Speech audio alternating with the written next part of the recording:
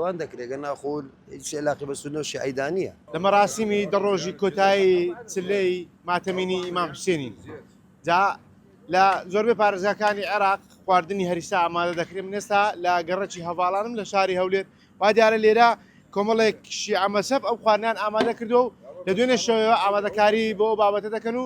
دابەشی دەکەن بەسەر و هاوڵاتیانەی کە سەردانی ئەوان دەکەن بۆی پیرۆزی خواردنەکە. من دەمێت قسە لەگەڵ کاکارزان بکەم لەسەر بابەتە. کاکارزان سڵاوت لێ بێت، دەمێت پێم بڵێ بزانم لە کێوە خەریکی و خواردن ئامادەکردن بۆ چییە وەزعە؟ بەڵێ بەخێر بێن سەرچاو ئەوە خواردنی هەریسەیە با بڵێن ئەوە نەرینی تەکەچی قەدیمە بەڕاستی دەگەڕێت 1400 ساڵ پێشستا. ئەو خواردنە ئێستا دەرم بوویتە شیعە و سونە ئەو شتانە ئەگەر ناوەختی خۆی برێن ئەگەر بگەڕین و لۆ 30 ساڵ پێش ئێستاکە هەولێریەکانیش دایان کرد بە تاکید ئەوەی هەولێری کە بڵێن پێیان دەرێن تورکمان ئەوانش ئەو خواردنیان دەکرد. ئەو خواردنە نەریتەکە لە بۆ ئیمامی حوسێن و ئیمامی عەباسە ئەو وەختی خۆی کاشەهید کراینە ئەو خواردنە دروست کرا مەسەڵە خەکانی ئەوانی تازیاندانە ئەوانی غەمبار بووینە ئەمە شەر ئەو نەریتێ ئێستا نوێی دەکەینەوە هەر ئەوەندا. باشە دەمێت پێم بڵێ لە چ کاتێکدا ئەو خواردنە ئامادە دەکرانی لەو چ ڕۆژەی کە ئەربعینەی پێ دەڵێن ئاسایی هەر لە هەکام ڕۆژێک لە پاش دێم ڕۆژی لە پاش دەی محەڕەم دەکا ڕۆژ استشهادی ئیمامی حوسێنە سەلامی خوای لەسەر بێ هەر ڕۆژێک بکرێت دەکرێت یادێ دەبێت. باشە لێرە هاوڵاتیان چۆن پێشوازی لەو ئامادەکردنی خواردنە دەکەن چۆنتان خواردن ئامادە کردو لێرە؟ بە خودای ئەمە دوێنێکە بڵێن دوێنێ شەو ئامادەمان کردیا 2 منجەر قیمە دەکە هەریسەکە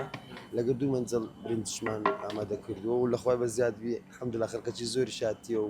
خەڵکەکی زۆریش پێشوازی کردی و خەڵکەکی زۆریش خواردیتی باوڕکاتە ئێستا لەوانەیە زۆر کەسش ببێ و خوارد نەگەڕێت یعنی بڵێن بەشی نەکردیە. ساڵپار زیاترمان دروست کرد ئەوە 3 ساڵ ئەمە دروست دەکەیت تەمانێکوانە پێرار 6 منجەڵمان دروست کرد ئەو منجەڵە گەورەی کە بە خۆتان دەیبینین پاری 6 منجەڵ ئەو سار 4 منجەڵمان دروست کردووە بەڕاستی بمانزانی با زیاتریشمان دروست دەکرد بەشی نەکرد ناوەڵە ناوەڵە بەشی هەم خەڵک. باشە کاکارزان هەر لێرە ئەو هەریسێ ئامادە دەکریان لە شوێنی دیکەش هەریسا لە شوێنی دیکەش هەولێر ئامادە دەکرێت زۆربەی برێن شیعە مەزهەبەکان ئامادە دەکەن و سونەش ئێستا یەک بخۆم سونە مەزهەبم لە خەزجە کوبڕاش ئامادە دەکرێت و لە خەسخان حفو مزگەفتی ئاڵتونیش ئامادە دەکرێت. باشە چۆنە خۆت سونە مەزهەبی لەگەڵ وان ئاواتێکەڵ بوویتە ئەوم بۆ باسکە بە قورئان ئەوە ئێستا بوویتە سونە و شیعە ئەگەرنا ئەوانە ئالی بێتن ئەوەی کە ئێستا ئەمە ئەو ئیشەمان بۆی کردووە بڵێن ئەو خواردنەوەمان بۆی دروست کردووە کسەزای پێغەمبەر صلی الله علیه وسلم یعنی ئەوە هیچ مۆزوعش ئەو لە هەموو ئیسلامە موضوع سنة مذهب وشيعة مذهبي يعني أو ركريته يعني موضوع موضوع شيء مثلا أو السنة أو الشيعة أقرنا يعني أو خوارنا دياري كراوني أبو الشيعة كانت لا أول أبو خاطري أوان ذكري لبو خاطري إمام حسين وإمام عباس سلام إخواننا السربي لو أن ذكري قلنا أقول شيء علاقة بالسنة والشيعة دانية أو يبيكا ديكا زاران تركمانا كاني هولي الخوم السنة